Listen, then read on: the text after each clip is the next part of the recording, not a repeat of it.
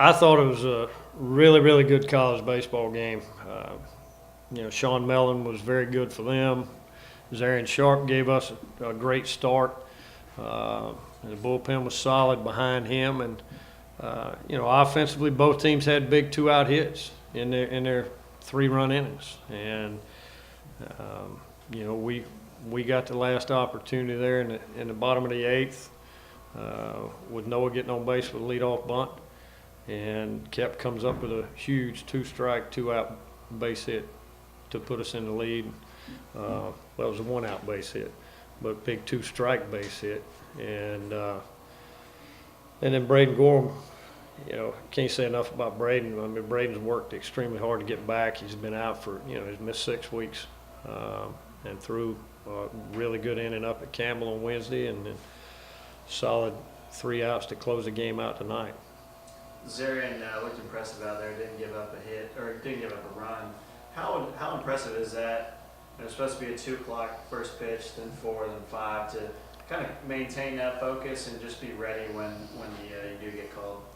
I don't know. It may have been good for him, because the last couple of starts, Zarian's gotten probably too ready, and his heart rate's got up, and he's had a little trouble slowing some things down at times. And today, I thought he was under control the majority of the time. Even when he got behind in the count, he was able to get back in the zone and force contact, and trust his defense. And had some great defensive plays.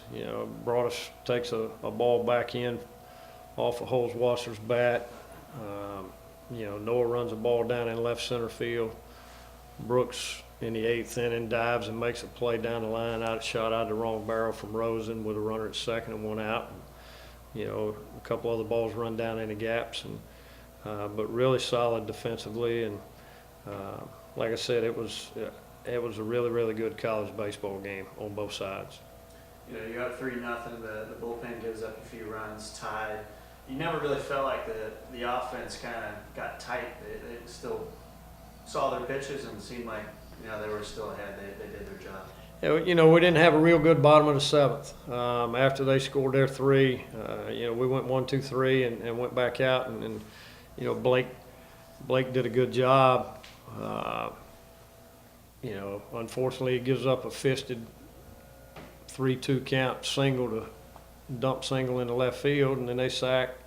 But then we got 2 really good plays defensively to get out of there, and then got it going again there in the bottom of the 8th offensively. But I thought we had a pretty good approach most of the day.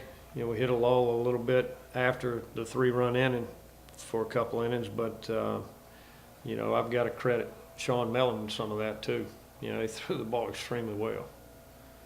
How is it to ask a guy pitching so deep into the game? Does it get easier for the hitters, or does it not really seeing him that long?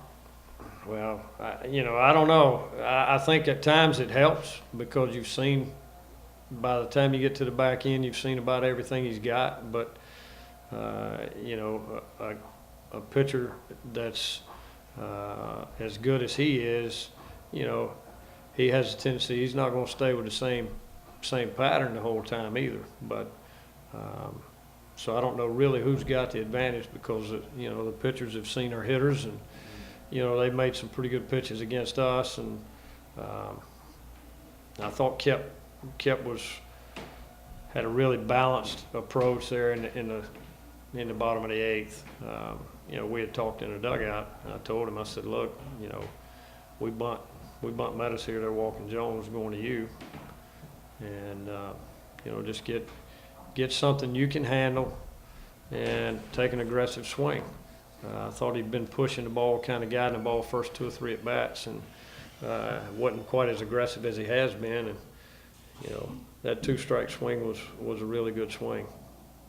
And Braden comes in there at the end, really efficient, and closes it out. What have you seen from him this year?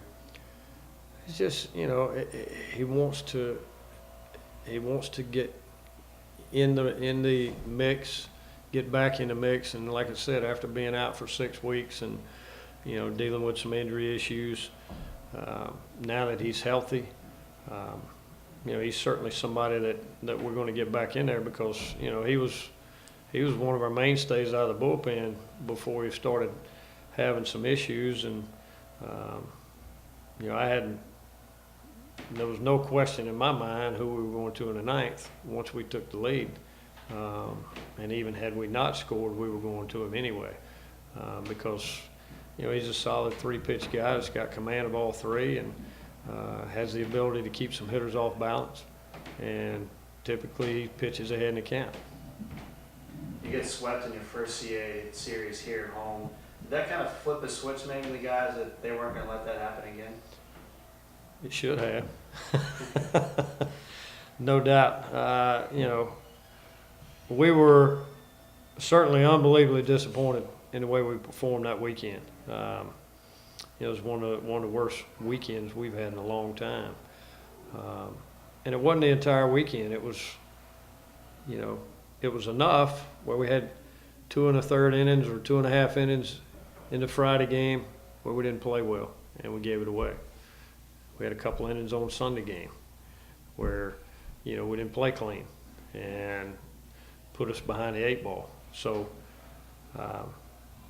they all feel like, you know, we can certainly play better than we were at that point. And they knew that they had to make some adjustments.